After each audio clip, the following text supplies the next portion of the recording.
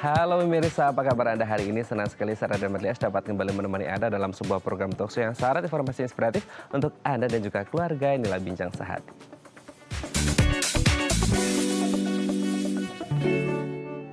Ya Indonesia, siapa sih di hari ini yang tidak memiliki social media atau media sosial? Pasti semua dari kita punya namanya akun media sosial. Nah, salah satu hal yang sering kemudian menjadi perhatian kita bersama adalah bagaimana kemudian bahasa kekiniannya kejulitan nih para netizen untuk memberikan komentar di kolom komentar di akun media sosial. Nah, apakah kemudian ketika kita ngomongin tentang memberikan komentar, ini banyak yang sopan dan santun atau banyak yang julid? Nah, inilah topik yang akan kita bahas hari ini, yaitu santun di kolom komentar. Nah, kalau kita ngomongin tentang komentar, komen seseorang itu tidak harus selalu di media sosial. Seringkali ketika kita meet in person sama orang face to face, one on one, kita juga sering komentarin orang. Tapi ini akan sedikit mengganggu kalau aroma dari mulutnya yang keluar ketika komen ini nggak baik. Mungkin gara-gara perawatan giginya kurang maksimal gitu ya. Nah, sebelumnya kita akan membahas terlebih dahulu nih mitos fakta seputar perawatan gigi. Kita lihat yang pertama ya.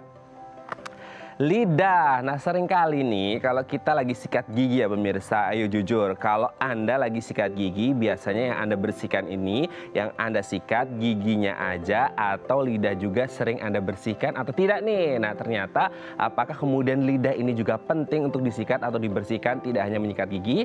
Nanti akan kita bahas ya. Kita lanjut yang kedua. Durasi menyikat. Nah, ini sering kali meskipun kemudian katakanlah seperti di Jakarta gitu, waduh bangunnya kesiangan nih gitu, harus buru-buru. Jadi akhirnya nyikatnya cuma berapa detik doang gitu. Atau ada yang kemudian waktunya masih agak panjang, bisa bermenit-menit sikat giginya gitu. Nah, pertanyaannya durasi yang ideal untuk menyikat gigi, membersihkan kebersihan, kesehatan dalam mulut itu berapa menit sih idealnya, nanti akan kita bahas ya. Oke, kita lanjut yang ketiga. Cairan kumur. Nah, banyak dari kita yang ada sih yang pakai, ada juga yang enggak. Nah, kemudian pertanyaannya adalah apakah perlu kita menggunakan cairan kumur setelah kita menyikat gigi? Pentingnya apa, manfaatnya apa, dan berapa kali idealnya, nanti akan kita bahas juga ya. Kita lanjut yang selanjutnya. Pasta gigi. Di luaran sana di pasaran tuh banyak banget jenis-jenis pasta gigi dari kandungan yang A, B, C, D sampai Z gitu. Nah, ternyata harus kita kupas tuntas nih pasta gigi yang baik untuk kesehatan gigi kita ini yang seperti apa, atau tergantung dengan kondisi kesehatan dan jenis giginya masing-masing. Mungkin jenis gigi sensitif harus pasta gigi dengan ini atau yang dengan itu gitu ya. Nanti akan kita bahas juga. Kita lanjut yang terakhir. Cara simpan. Nah, seringkali kita melihat ada sikat gigi itu yang ada kepalanya gitu ya, ada tutupnya, atau juga yang nggak ada kepalanya atau ada tutupnya gitu. Nah, pertanyaannya gimana sih cara menyimpan sikat gigi yang benar supaya tetap bersih dan sehat untuk menggunakannya ketika kita menyikat gigi? Oke, itu dia tadi 5 mitos fakta seputar perawatan gigi dan kami akan membahasnya sesaat lagi. Tetap bersama kami di Bincang Sehati.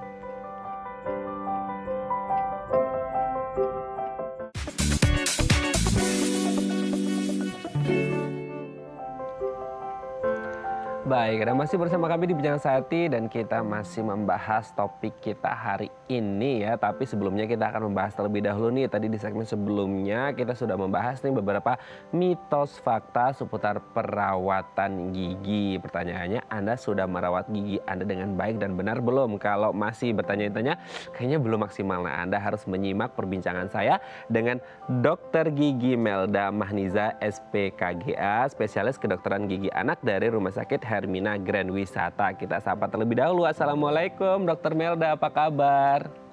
Waalaikumsalam warahmatullahi wabarakatuh. Alhamdulillah kabar baik Mas, selamat pagi. Selamat pagi juga dokter, dan juga salam untuk teman-teman di rumah sakit. Dok, hari ini kita akan ngomongin tentang perawatan gigi yang sebenarnya mungkin ini sering atau tidak sering kita lakukan, tapi kita nggak ngerti ini mitos atau fakta, beneran harus dilakukan atau itu cuma mitos gitu. Jadi akhirnya banyak orang yang terkecoh nih, harus ngelakuin atau enggak. Ternyata harus yang dilakuin ternyata mitos gitu. Yang faktanya ternyata nggak dilakuin gitu. Nah, sekarang kita harus memberikan edukasi, meluruskan gitu ya dok ya, untuk memberitahukan ke masyarakat bahwa yang ini nih fakta nih, yang ini mitos gitu. Yang pertama adalah kalau kita lagi sikat gigi atau ngebersihin mulut, lidah juga itu harus dibersihkan nggak sih dok? Dan dibersihkannya pakai apa? Harus pakai sikat giginya juga atau gimana nih dok?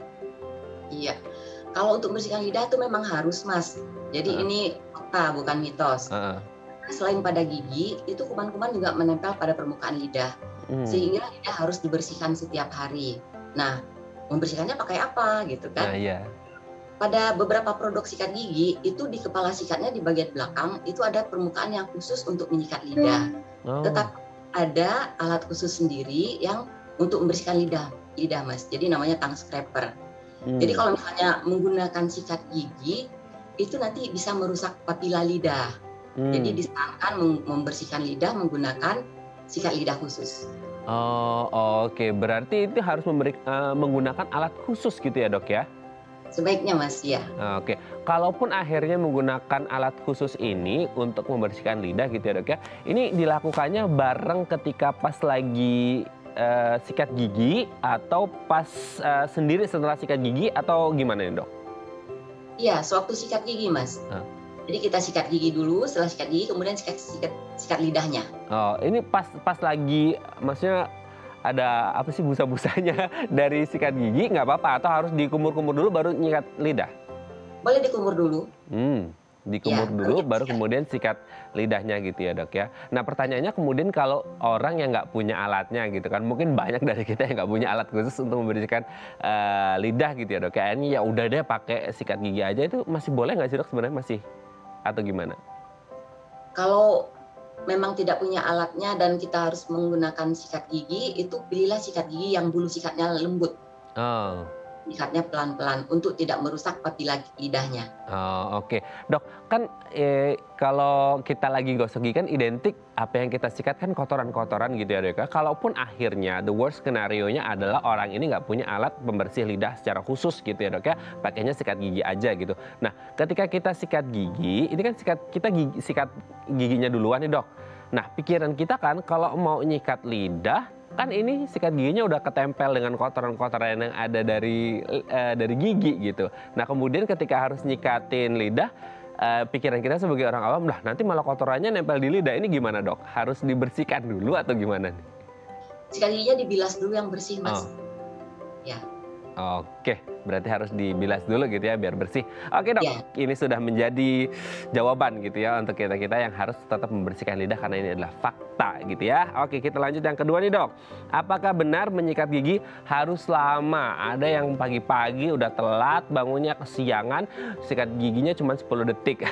Zzz, sikat gigi bebek gitu ya. Ada juga yang karena waktunya masih agak slow, santuy dulu dia bisa bermenit-menit. Nah, sebenarnya yang idealnya itu kalau kita lagi sikat gigi itu berapa lama sih, Dok? Iya, sebetulnya lama ini kan variatif ya Mas ya. Mhm. Jadi untuk sikat gigi disarankan waktunya adalah 2 menit. 1 menit pada rahang atas dan 1 menit pada rahang bawah. Mmm. Tetapi ini juga bervariasi pada setiap individu. Pada orang-orang dengan keadaan gigi yang berjejal ataupun menggunakan kawat gigi, maka waktu yang dibutuhkan untuk sikat gigi akan lebih lama. Bahkan pada orang-orang yang menggunakan kawat gigi akan dibutuhkan sikat gigi tambahan, yaitu sikat gigi interdental. Dan juga pada orang-orang dengan kemampuan psikomotorik yang berkurang, sikat gigi juga akan butuh waktu lebih lama. Begitu, Mas. Oke, berarti idealnya adalah kurang lebih 2 menit gitu ya, Dok ya. 1 menit untuk rahang atas, 1 menit untuk rahang bawah. Ada aturan nggak sih, Dok? Maksudnya harus rahang atas dulu atau bawah dulu gitu? Nggak ada ya, Dok ya? Biasanya memang menyikat gigi itu kalau untuk kita orang dewasa dimulai dari bagian belakang gigi rahang atas, Mhm. itu mengarah ke depan, kemudian ke sisi satunya lagi. Kemudian juga bagian dalam itu harus disikat. Mmm. Bagian dalam disikat, jangan lupa karena di situ juga menempel sisa makanan yang akan menimbulkan bakteri-bakteri. Mmm. Kemudian baru kita menyikat gigi pada rahang bawah. Oh, tapi memang kadang-kadang agak susah gitu ya, Dok ya, untuk nyikat yang ada di bagian belakang itu kan perlu ekstra. Nanti kalau nggak hati-hati bisa malah jadi luka gitu ya, Dok ya? Ya kalau menyikat gigi juga tidak boleh terburu-buru dan tidak boleh dengan tekanan yang kuat. Makanya kita harus menyikat gigi dengan menyikat gigi permukaannya semua harus disikat. Mmm. Gerakannya adalah memutar, jadi jangan sikat giginya gerak kiri kanan gitu. Harus Mhm. gerakan memutar semua ke arah satunya lagi. Oke, berarti memang tidak boleh khusus karena pengen bersih banget, nggak boleh gitu ya, kuat-kuat banget.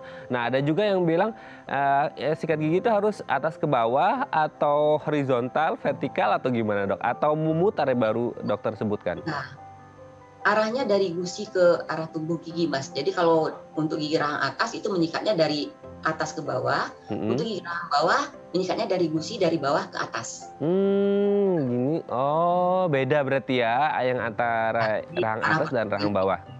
Iya, dari gusi ke lidah. Jadi ingatnya merah putih, Mas. Gusinya merah, giginya putih.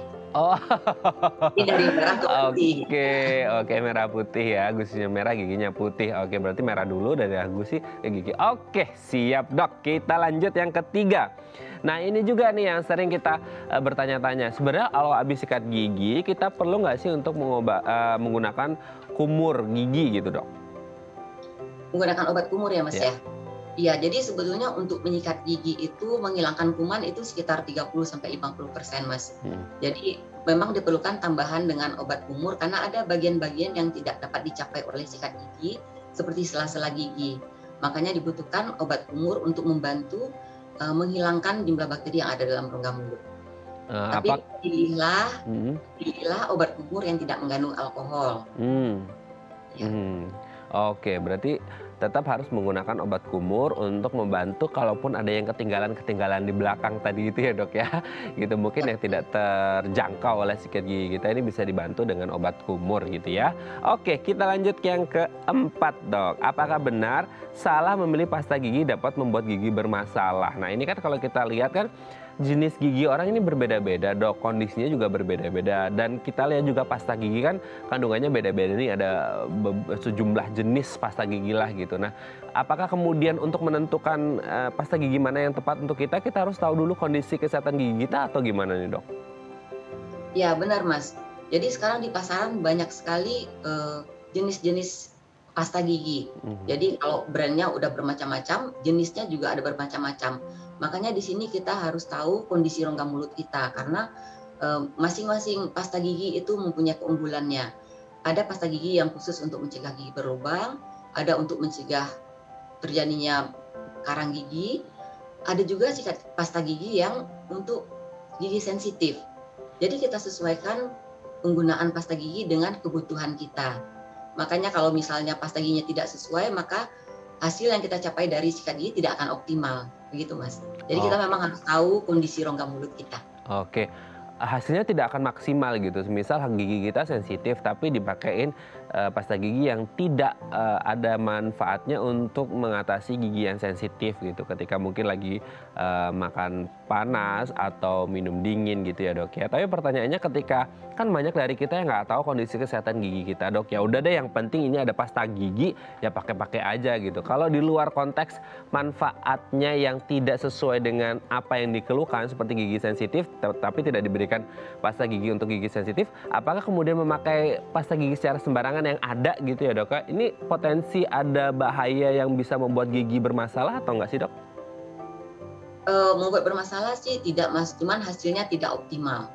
Cuman perlu diperhatikan untuk pasta gigi anak-anak Mas. Jadi itu tidak disarankan anak-anak menggunakan pasta gigi dewasa karena itu ada kandungan fluor yang cukup tinggi apabila digunakan oleh anak-anak. Jadi pasta gigi anak-anak itu khusus dibuat karena kandungan fluornya lebih sedikit daripada pasta gigi dewasa. Oh, nah ini juga catatan. Jadi kalau misalnya ya kalau anak-anak menggunakan pasta gigi dewasa, nah itu bisa berdampak kepada kesehatan gigi dan mulutnya Mas. Nah ini ya biasa kalau orang tua sama anaknya lagi mandi gitu ya bareng, biasanya langsung ya udah dikasih aja pasta giginya sama. Ternyata nggak boleh ya pemirsa, Anda harus membedakan antara pasta gigi orang dewasa dan juga anak-anak. Nah ini juga pelajaran penting untuk orang tua ya. Oke, yang terakhir nih dok, apakah benar kepala sikat gigi harus ditutup saat disimpan? Kan banyak nih dok produk-produk yang ada kepala atau tutupnya tapi ada juga yang enggak gitu. Nah apakah kemudian yang enggak ini rentan berisiko terpapar virus atau kuman, bakteri segala macamnya dok? Untuk penyimpanan sikat gigi itu tidak disarankan untuk menutup kepala sikat gigi. Karena ini menimbulkan keadaan yang lembab sehingga memudahkan pertumbuhan kuman dan bakteri pada bulu sikat gigi. Jadi sikat gigi harus disimpan di tempat yang kering, tempat yang bersih dan ada sirkulasi udara. Kebanyakan kita sikat gigi di kamar mandi, terus sikat giginya disimpan di kamar mandi. Nah itu juga tidak disarankan. Kamar mandi itu basah, lembab, kemudian ada toilet juga, nah itu kuman-kumannya akan menyebar, akan hinggap di bulu sikat gigi. Oh gitu, justru malah kalau bisa jangan ditutup ya dok ya, karena malah bisa jadi lembab gitu ya? Iya. Oke, berarti kalau tidak boleh ditaruh di kamar mandi karena mungkin ada toilet juga, tertutup gitu. Lebih baik sikat giginya mungkin ditaruh di depan kamar mandinya, kita siapkan tempat khusus gitu atau gimana Dok yang lebih terbuka gitu? Iya, itu boleh, Mas. Hmm. Disarankan yang tempat yang bersih, yang kering, dan ada sirkulasi udara. Oke, berarti itu terjawab sudah ya. Kalau selama ini kita berpikir kayaknya sikat gigi harus ditutup soalnya biar nggak kena bakteri, nggak kena kuman segala macamnya. Ternyata kalau bisa dibuka aja karena menghindari kelembapan pada sikat gigi. Karena kalau lembab ini bisa menimbulkan bakteri, kuman dan lain sebagainya gitu ya. Baik, terima kasih Dokter Meda sudah berbagi bersama kami pagi hari ini di Bincang Sehati. Ini informasi dan edukasi yang sangat penting untuk kita dalam hal merawat gigi. Mudah dilihat tapi kadang-kadang sulit untuk diaplikasikan dan dilakukan untuk merawat gigi kita ya. Baik, terima kasih Dokter Melda. Sehat-sehat terus dan salam untuk teman-teman di rumah sakit. Selamat pagi, Assalamualaikum. Waalaikumsalam warahmatullahi wabarakatuh. Baik, pemirsa, selanjutnya kita akan membahas tema kita hari ini, santun di kolom komentar bagi Anda yang punya unek-unek sekitar, ya ampun ini netizen Indonesia kayaknya gimana gitu ya. Nah, Anda boleh menghubung kami di nomor 021 290 3264 atau di Instagram kami di @bincangsehati.tv. Kami akan segera kembali.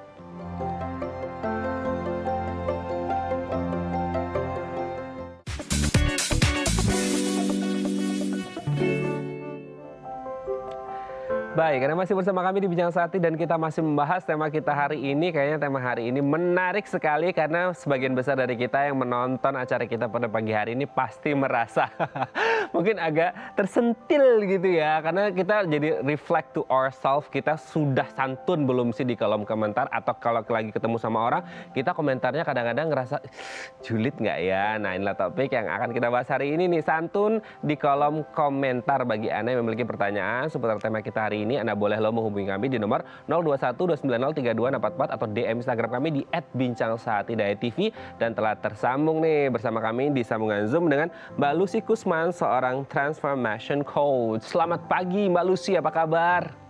Selamat pagi, Mas. Kabar baik dong? Oke, kabar baik ya Mbak Lucy ya. Oke, Mbak Lucy, kita ketemu lagi dan hari ini kita akan membahas salah satu hal yang kayaknya kemarin-kemarin ini beberapa waktu yang lalu mungkin sempat ramai juga nih viral di media sosial, bahwasanya ada satu organisasi dunia yang nggak tahu nih, yang menobatkan netizen Indonesia ini sebagai netizen terjulit gitu ya untuk di kolom komentar, karena mungkin ada beberapa selebgram, influencer yang adakan satu konflik deh sama satu orang tertentu, akhirnya diserang nih sama netizen Indonesia. Nah, kalau ngomongin tentang netizen, tentang bagaimana cara kita bermedia sosial, berkomentar, menyatakan ekspresi, sebenarnya kan ini freedom of speech ya, freedom of expression gitu sampai belibet nih ya. Nah, tapi kan kemudian tetap dong harus ada aturan-aturan, salah satunya adalah tata keramanya, sopan santunnya. Nah, kalau ngomongin tentang komentar, sebelum kita ngomongin gimana caranya santun di kolom komentar gitu ya Mbak Lucia, yang dimaksud dengan komentar ini apa dan kenapa sih orang-orang ini suka banget berkomentar? Ya, ya manusiawi ya namanya ngasih komentar gitu ya. Komentar tuh apa sih? Kalau definisinya komentar tuh kan ucapan lisan atau tertulis gitu ya, yang mengungkapkan pendapat atau reaksi dari kita gitu kan. Jadi sesuatu yang memang wajar banget kita lakukan gitu. Dan seringkali kenapa orang mau berkomentar gitu ya, ya mau menyampaikan apa yang menjadi pendapatnya mereka. Dan kalau orang nggak paham tentang apa yang menjadi pendapat kita, kan kita terus mencoba untuk membuat orang lain paham gitu kan, atau bahkan mencoba membuat orang lain menerima apa yang menjadi pendapat kita gitu. Nah, itulah kenapa jadi orang suka memberikan komentar. Kalau menurut saya seperti itu sih.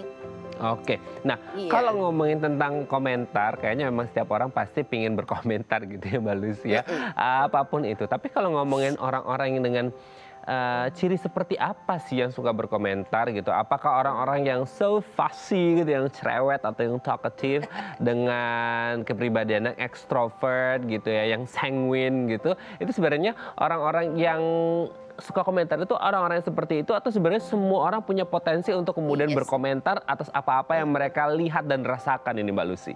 Iya, kalau menurut saya sih nggak menutup kemungkinan ya, Mhm. nggak jadi dibatasi dengan jenis-jenis orang.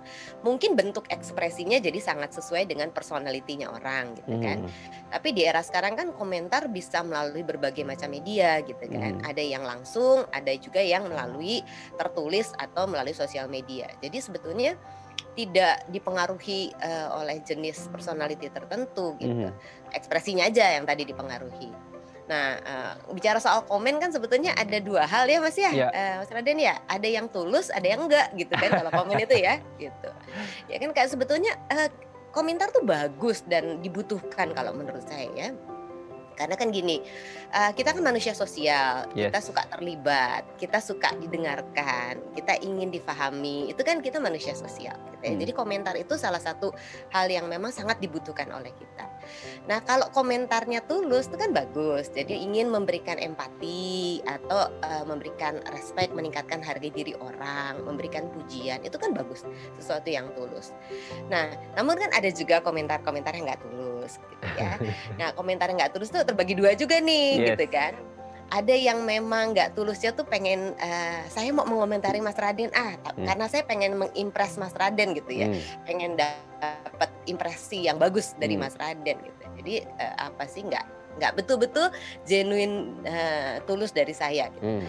Atau yang lebih serem lagi adalah saya memberikan komentar secara tidak tulus setelah saya meng-compare Mas Raden dengan saya, membandingkan, terus saya iri dan saya akan berusaha sekuat tenaga untuk menjatuhkan Mas Raden dengan Oke. komentar-komentar saya. Itu kan serem gitu kan. Mhm. Dan itu juga terjadi. Jadi, Mmm. di satu sisi komentar tuh bagus gitu ya dan sangat diperlukan untuk kita, manusia sosial, tapi juga, hati-hati gitu ya terhadap komentar yang diberikan kepada kita. Kita harus bisa memilah dan memahami betul apakah komentar ini betul tulus diberikan atau sesuatu yang memang, nggak tulus dan nggak perlu kita dengerin gitu. Nah, itu Ya dia kan? tadi jenis-jenis komentar gitu ya, ada yang tulus, ada yang, dalam tanda petik fake gitu ya. Dengan Iya, berbagai macam reasons mhm. behind the comment gitu kan Iya, ya, dan kita nggak akan betul ngerti betul. itu, apalagi kalau konteksnya adalah di media sosial, karena ini written gitu ya, tertulis, jadi nggak kayak ada facial expression-nya nggak kena gitu kalau lagi ngobrol, Benar in benar person dan gitu ya. Oke, iya, nah kalau mhm. ngomongin tentang komentar, sebenarnya ya selama ini kita ngertinya kayaknya perempuan deh yang lebih aktif berkomentar gitu. Masa Karena sih? kayaknya perempuan suka ngomong gitu. Apakah kemudian ini jadi apa ya, satu social judgment bahwasanya perempuan akan lebih banyak berkomentar atau gimana nih Mbak Lucy? Enggak, aku mah nggak percaya. Tergantung, situs mana yang dilihat lah gitu ya. Kalau situsnya situs otomotif mah pasti laki semua yang Iya komentar gitu iya kan ya. iya. Kalau situs memasak mungkin, perempuan lebih banyak. Enggak juga ya, zaman Enggak sekarang juga, kan chef cooking, banyak yang sangat cowok menarik juga buat nih. laki-laki ya. Jadi, sangat tergantung sih Mas kalau Mhm menurut aku dari, pilihan kita gitu ya kan, mhm tadi juga Mas banyak mengatakan bahwa sekarang kan, cukup banyak apa sih, impresi bahwa komentar-komentar di sosial media itu negatif gitu ya. Buat saya itu, enggak juga ya gitu ya. mhm Tergantung, kita mau memilih, melihat apa gitu kan, ya mhm kan? Kalau kita memilih untuk melihat, sosial media yang positif tentu kita akan banyak mendapatkan, komentar-komentar yang positif gitu kan. Tapi kalau kita fokus kepada sosial media yang negatif, ya kita pun akan terpapar dengan komentar-komentar yang negatif. Itu mhm. sih menurut saya dan menarik ya, kayak tadi ya kita ngobrolin soal komentar yang negatif. Kalau komentar yang negatif itu kan, orang gampang terutama di sosial media ya, Mas, ya, gitu ya. Di sosial media orang mudah aja menyampaikan, sebuah komentar yang negatif atau ngebully orang di sosial media seperti yang tadi Mas cerita itu ya, yang, kita dapat predikat menarik itu ya. Karena kan, ketika kita menjatuhkan seseorang ada rasa power gitu di situ ya dan itu menyenangkan gitu, buat orang-orang tertentu gitu kan. Terus, kalau komentar di sosial media itu kan anonim ya, kita nggak punya Mmm, accountability, kita nggak betul. punya tanggung jawab gitu, kan nggak ketahuan siapa yang ngomong. Jadi, boleh aja kita ngomong apa aja, nggak ada kok, tanggung jawabnya gitu, kita nggak punya accountability, nggak akan bahkan mungkin nggak ketahuan siapa saya gitu kan. Terus juga yang menarik kalau kita komentar di sosial media, kayak kita ngasih komentar di sosial media, seringkali kita tidak merasa berhadapan dengan orang gitu, tapi kita berhadapan dengan sebuah benda. Jadi juga mengurangi rasa empati kita gitu. Terus kalau di sosial media kan feedbacknya nggak langsung ya. Kalau misalnya saya ngobrol sama Mas Raden, terus saya bilang, Mas Raden kok ngomongnya nggak apa ya, misalnya ngomongnya kasar sih gitu misalnya gitu kan. Mas Raden bisa kasih feedback langsung kan, nggak begitu kok Mbak Lucy ngomong kayak gitu kan. Nah itu ada impact ke saya sebagai orang kasih komentar. Tapi kalau di sosial media kan saya bisa ngomong apa aja dan belum tentu dikasih feedback kan. Jadi aman-aman aja gitu. Nah itu tuh Mas yang bahaya. Oke, aman-aman aja ya. Meskipun sebenarnya kalau kita ngomongin UU ITE, sudah ada polisi cyber gitu ya. Tapi kan alangkah banyak fake account yang bermunculan setiap hari, dari yang di-ban sama yang di sign up, itu lebih banyak yang sign up daripada yang di-ban. Gitu kan ya. Oke. Itu pembahasan yang berbeda lagi gitu ya. Kenapa akhirnya ada para haters itu. Iya, banyak ini menjurusnya. Oke. Nah, tapi sebenarnya kalau dari personal experience-nya Mbak Lucy sendiri selama ini, kalau kita lagi ngomongin media sosial, ngeliat-ngeliatin komentarnya, Mbak Lucy sering melihat lebih banyak komentar positif atau negatif? Iya. Kalau saya nggak banyak tertarik untuk ngeliatin situs atau website atau sosial media Instagram yang memiliki banyak komentar negatif ya, itu saya nggak tertarik. Jadi saya memang lebih banyak memilih membaca, melihat sesuatu yang positif. Jadi of course lebih banyak komentar-komentar positif yang berguna untuk saya gitu kan, yang saya lihat di situ. Sebetulnya ada penelitiannya sih Mas gitu ya. Penelitiannya sih menarik. Penelitiannya bahkan mengatakan konten yang positif gitu, yang punya banyak komentar-komentar positif, itu sebetulnya lebih banyak diviralkan dibanding konten-konten yang negatif. Iya, sebenarnya penelitiannya bilang begitu gitu. Jadi mungkin kalau kelihatannya banyak yang negatif, jangan-jangan kita salah memilih sosial media ya. Kita salah jalur. Jadi kita ngelihatnya salah jalur gitu. Karena kan impactnya juga ke kita loh, waktu kita baca komentar-komentar negatif, meskipun tidak ditujukan ke kita, tapi itu sangat mempengaruhi bagaimana pola pikir, pola rasanya kita kan gitu. Bayangkan kalau tiap hari dilatih untuk melihat komentar-komentar negatif, apa yang terjadi dengan diri kita tuh. Serem kan? Jadi akhirnya tertanam masuk secara tidak langsung di alam bawah sadar kita jadi ikutan negatif, jadi ikutan julid juga gitu ya Mbak Lucy. Oke, nanti kita akan membahas gimana caranya supaya kita tetap bisa bijak berkomentar, entah itu secara langsung one on one atau secara di media sosial gitu ya Mbak Lucy. Oke pemirsa, bagi Anda yang memiliki pertanyaan seputar tema kita hari ini, Anda bisa menghubungi kami di nomor 021 290 3244 atau DM Instagram kami di @bincangsaat.tv. Kami akan segera kembali.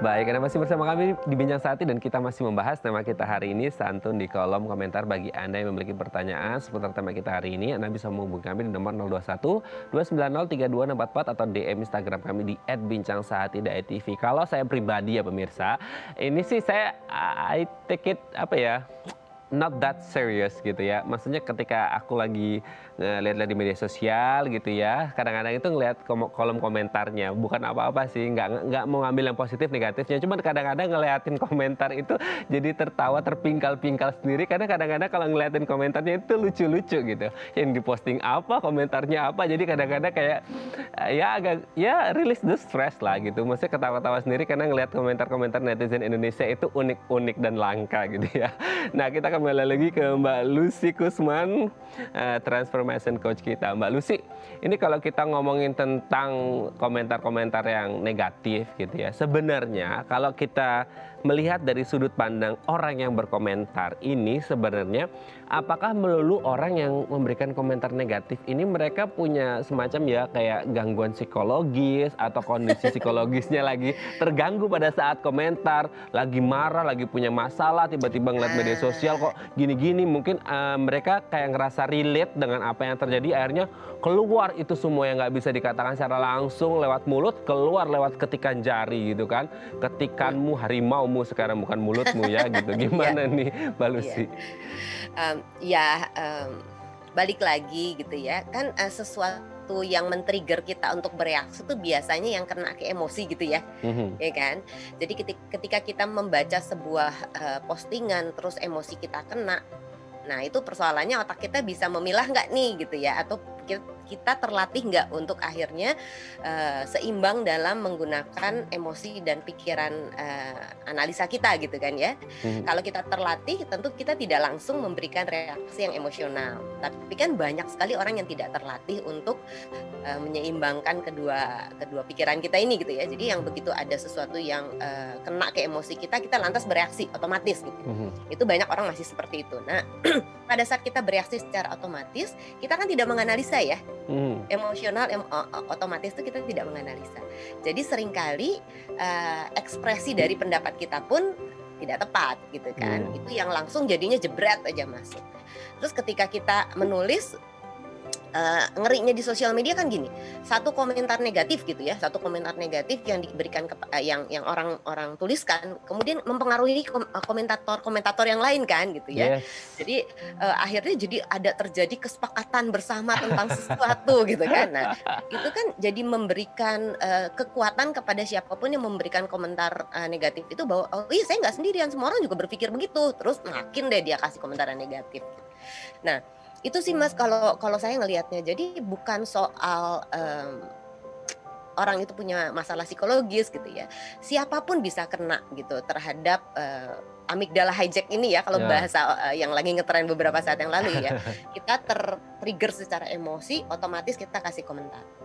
Nah, jadi intinya hati-hati aja, kita harus sering berlatih untuk menjaga emosi kita supaya nggak gampang tercolek dan akhirnya otomatis memberikan komentar, karena itu nggak bisa terfilter, nggak pakai analisa, nggak terus kita bisa menyampaikan dengan santun dan tepat tadi gitu, karena apa yang kita tuliskan itu emosional, bukan hasil pemikiran kita yang tepat. Amigdala hijack ini menarik sekali ya, ini kemudian bersatu padu ini menjadi kesepakatan bersama yang sebenarnya nggak ada kata deal or no deal, tapi akhirnya semuanya jadi deal gitu. Karena kalau ngomongin tentang kesepakatan bersama ini kan, kalau kita ngomongin seperti netizen Indonesia gitu ya Mbak ya, mungkin beberapa waktu belakangan ini nggak tahu ini Mbak Lucy mengkonsumsi berita ini juga nggak, karena kan Mbak Lucy ini yang positif.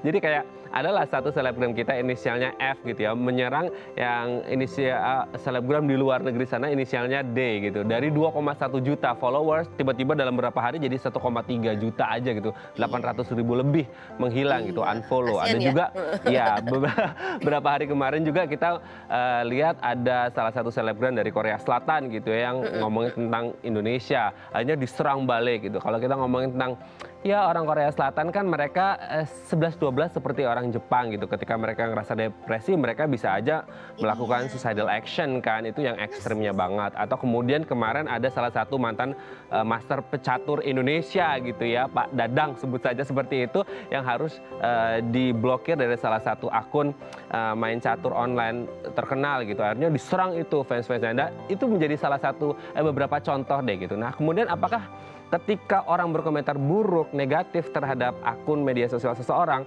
ini yang dirasakan meskipun akhirnya mereka public figure harus siap menerima itu, tapi apakah kemudian ini bisa berdampak besar pada kondisi psikologis orang yang dikomentari negatif ini, ya, Mbak Lucy? Oh iya banget Mas. Kan ada yang namanya online bullying ya. Yes.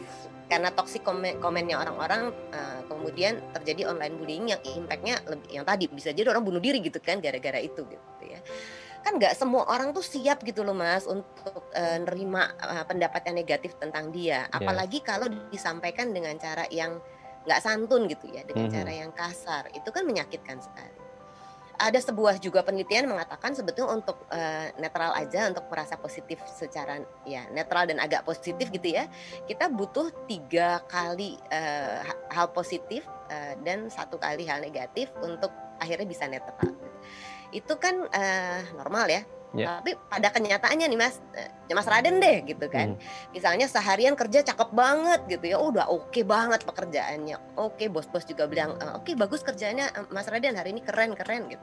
Tiba-tiba ada seseorang, yang 1 orang aja yang mengatakan, ini gimana sih tadi pas lagi siaran gitu, kok gayanya aneh banget, nggak seperti biasanya. Itu pengaruh loh terhadap rating loh Mas gitu. Satu aja, cukup 1 aja. Yang 137 komentar bagus itu hilang semua kan, gitu kan. Terus fokusnya jadi kepada yang satu yang jelek. Terus nggak cuma itu, kenanya kan ke harga diri. Betul. Kena ke harga diri, udah gitu ada yang namanya istilahnya ruminating ya, muter terus di kepala kita bunyi terus gitu kan. Lagi nulis bunyi lagi komentar itu, lagi minum bunyi lagi komentar itu.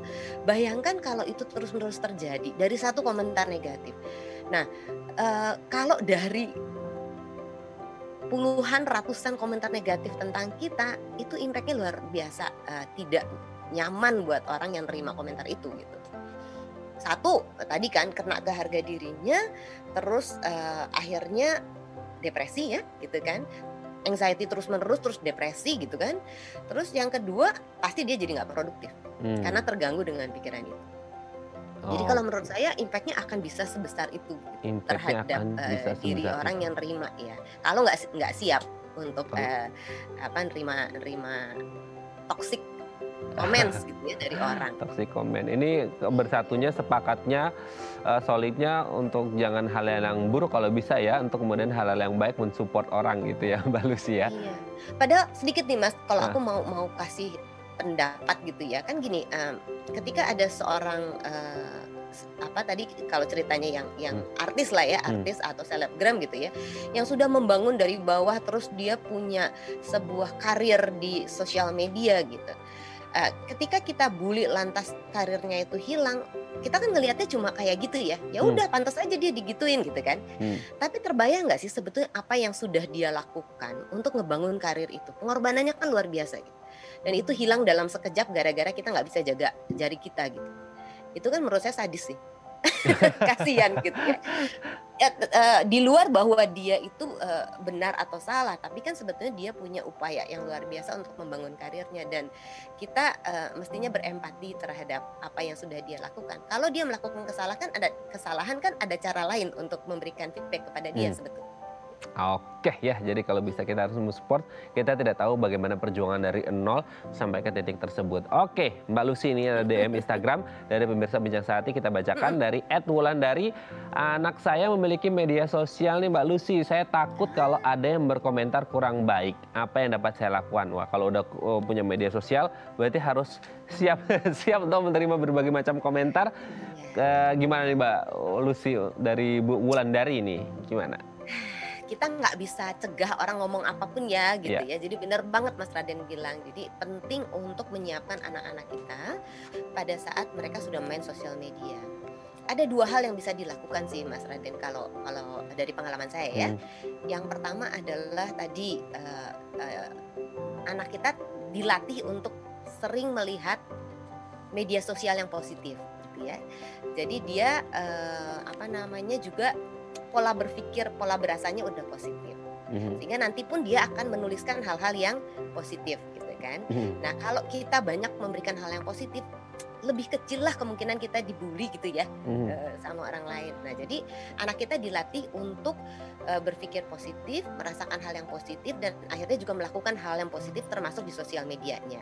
Dia jadi tahu memilah mana yang baik atau tidak baik untuk dia sampaikan di sosial medianya. Itu yang pertama gitu ya. Terus yang kedua, memang mental capacity anak kita harus dilatih ya. Kekuatan mental anak kita juga harus dilatih. Harus banyak belajar tentang sosial media gitu ya. Jadi bukan hanya menggunakan sosial media, tapi harus banyak membaca, berdiskusi, belajar tentang sosial media itu sendiri.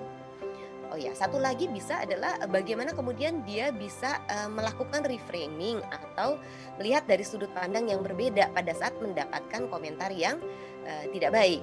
Reframing itu adalah cara pandang kita dari sudut pandang yang lebih konstruktif gitu ya, dan lebih baik. Misalnya gini, Mbak Lucy, misalnya ada komentar negatif ke aku gini, Mbak Lucy rambutnya jelek amat sih, dicat dong gitu, ya kan?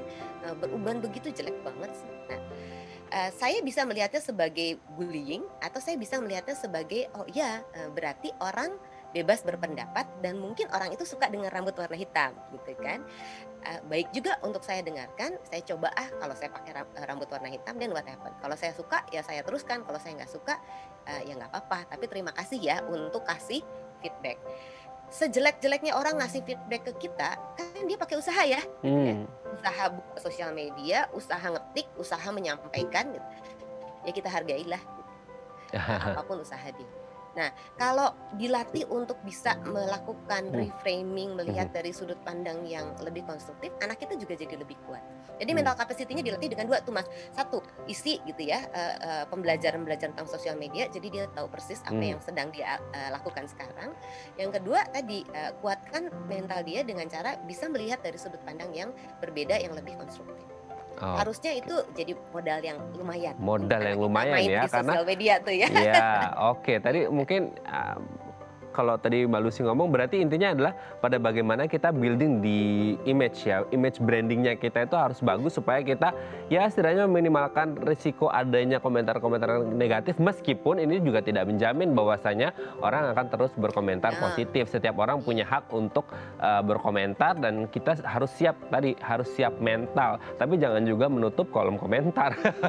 Itu juga nggak bagus ya, malahan menutup diri gitu. Oke Mbak Pilihan Lucy, sih nanti Mas, iya, iya, belajar. nanti di segmen terakhir kita akan membahas supaya kita kebal gitu ya, kuat menghadapi kritikan, kita harus ngapain aja. Oke pemirsa, bagi Anda yang memiliki pertanyaan seputar tema kita hari ini, Anda bisa menghubungi kami di nomor 021 290 32 644 atau DM Instagram kami di @bincangsaatidaytv. Kami akan segera kembali.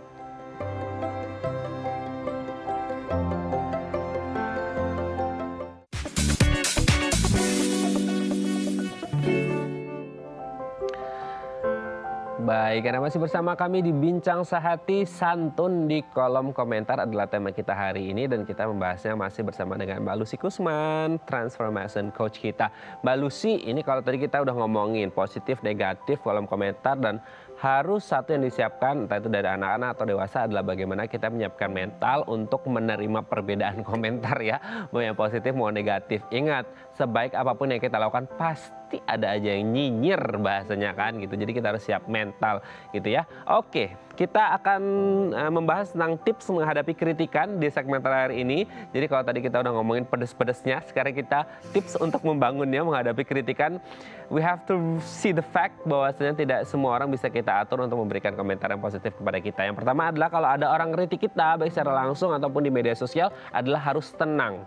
Tenang itu penting ya Mbak ya, untuk kemudian ketika ya agak susah sih untuk dilakukan, mudah diucapkan, tapi ketika kita lagi nerima kritikan, entah itu di media sosial atau langsung, kan pasti kayak membara, darah itu kemudian terasa Iya. membara, terbakar gitu. Nah gimana caranya supaya bisa tenang ini Mbak Lucy? Iya, berlatih ya, mau nggak mau jawaban saya cuma itu ya, Iya. berlatih. Karena pada saat kita sedang emosional gitu, kita nggak bisa mikir gitu kan, Iya. gampangnya kan. Jadi reaksi kita bisa jadi otomatis, dan reaksi otomatis itu seringkali kita sesali pada akhirnya gitu Iya. kan.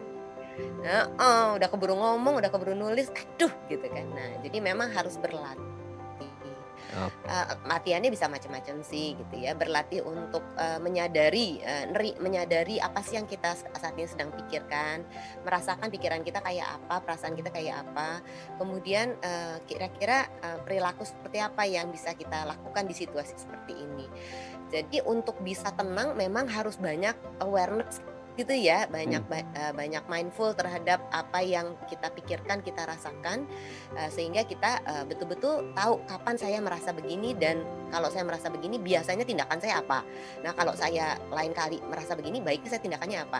Kalau sering kali dilatih, maka yang bagus akan terlatih untuk keluar gitu aja. Gampangnya gitu. Oke, intinya adalah harus tenang dulu gitu, jangan emosi, dan jangan pernah membuat keputusan atau ngomong pas lagi emosi membara gitu. Jangan sampai memberikan keputusan Harus atau tenang. ngomongan yang salah gitu. Yang pasti juga setelah tenang harus dengerin juga gitu ya, dengerin dulu sampai tuntas, jangan langsung motong gitu ya Mbak ya. Oh iya, iya. Karena belum tentu semua yang ingin disampaikan sudah tersampaikan gitu. Jadi kita harus berlatih untuk mendengarkan juga gitu ya. Dan itu memang nggak mudah. Nggak mudah untuk mendengarkan. Kan orang lebih suka didengerin ya dibanding mendengarkan gitu ya. Yes. Itu juga berlatih. Berlatih untuk mendengarkan gitu ya. Nah setelah mendengar dan tenang adalah mencerna gitu. Kira-kira kalau lagi emosian karena dikritik bisa mencerna Mbak? Bisa sih sebenarnya, berlatih lagi ya Mbak ya, atau gimana nih? Iya, iya. Ya, penting gitu ya untuk mencerna karena kan tadi seperti kita sudah bahas ya, nggak semua komentar-komentar itu perlu kita tanggapi betul-betul gitu. Jangan jadikan itu ranah pribadi gitu ya. Semua komentar-komentar itu nggak perlu dijadikan personal gitu kalau menurut saya. Karena kan balik tadi memahami bahwa saat netizen atau orang berkomentar terhadap kita, mereka juga ada di dunia mereka gitu ya. Dengan pikiran mereka, dengan persoalan mereka, bisa jadi mereka juga nggak nyadar apa yang mereka lagi sampaikan ke kita gitu. Nah, nggak perlu semuanya ditanggapi gitu. Ya, silahkan dicerna kalau memang komentar tersebut ada benarnya. Selalu saya ngelihatnya dari dua hal sih Mas Raden gini. Satu, yang ngasih komentar itu orang yang kompeten nggak di bidangnya gitu. Nah, itu Kalau dia. yang ngasih komentar itu orang yang kompeten di bidangnya, saya dengerin. Tapi kalau enggak, bisa saya dengerin bisa enggak gitu. Kalau misalnya komentarnya jahat banget, sementara orang yang nggak kompeten saya nggak dengerin. Karena dia nggak ngerti apa yang dia omongin kan, gitu kan. Jadi buat apa kita dengerin? Nah, kecuali orang tersebut sayang banget sama kita dan pengen menyampaikan sesuatu, namun dia menyampaikan dengan cara yang salah gitu. Ya udah kita dengerin gitu, karena kan niatnya baik. Jadi memang kita harus mencerna saat orang itu memberikan komentar, apakah betul komentar itu perlu kita dengarkan dan akhirnya itu mempengaruhi diri kita atau enggak gitu. Kalau enggak ngapain? Lebih baik fokus kepada hal-hal yang konstruktif dalam komentar-komentar itu kan, komen-komen yang positif, komen-komen yang membangun, komen-komen yang ngebuat kita jadi lebih baik. Itu aja yang kita ambil dibanding kata-kata kasar atau bullying yang ditujukan kepada kita. Nah, itu dia. Setelah kemudian mencerna, mendengarkan, dan tenang adalah bagaimana kita bisa mencari solusi gitu ya. Mungkin kalau ya tadi Mbak Lucy sempat sebut kalau dari orang yang berkompeten, oke, tapi kalau enggak ya don't take it that serious lah gitu. Nah, ketika kita udah dapat komentar dari orang kompeten, berarti kita harus tetap mencari solusi ya. Ya kan kalau begini kan, tujuannya kita baca komentar buat apa sih? Ya kan, tujuannya misalnya saya punya sosial media, terus ada kolom komentar. Tujuannya saya baca kolom komentar buat apa sih?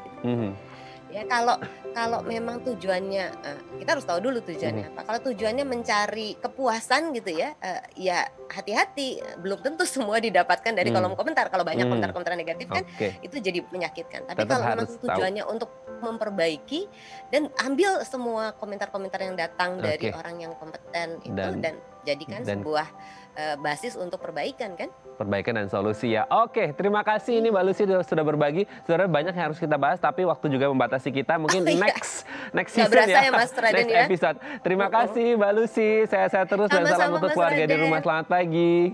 Sampai ketemu lagi, bye. Sampai ketemu lagi, bye. Baik pemirsa, bagi Anda yang memiliki kritik dan saran, Anda bisa menghubungi kami di nomor 0889 8100 5000 atau Anda bisa follow media sosial kami di @bincangsaatidayatv. Saya Raden Malias pamit, sampai jumpa dan selamat berakhir pekan.